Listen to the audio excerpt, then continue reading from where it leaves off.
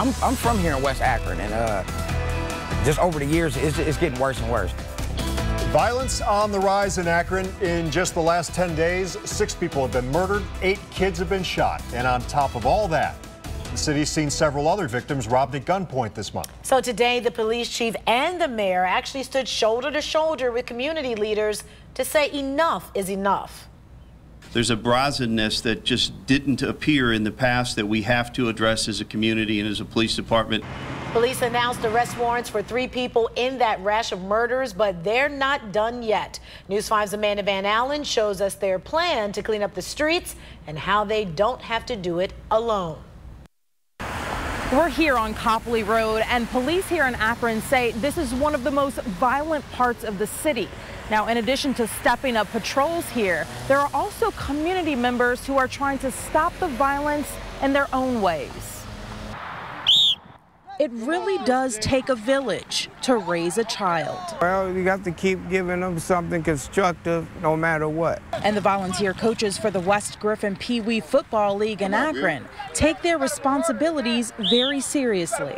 These kids deserve a chance. They deserve an opportunity. Just, you can't let that madness contradict or stop the future of these young men. The madness assistant coach Jonathan Watson is talking about is the violence that's been plaguing Akron since the beginning of July.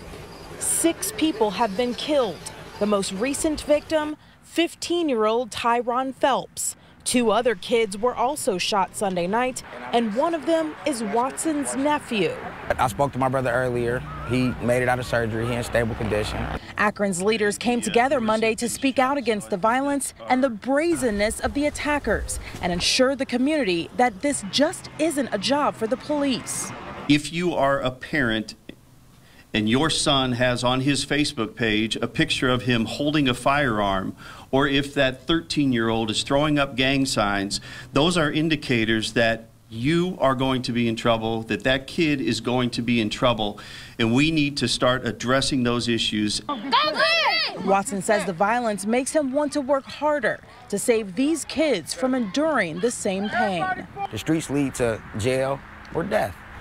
And, y'all, every kid out here got the opportunity to be the next big thing in the NFL.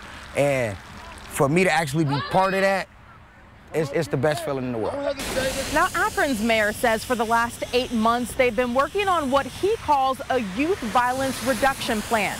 He'll be sharing those findings early next month. In Akron, Amanda Van Allen, News 5.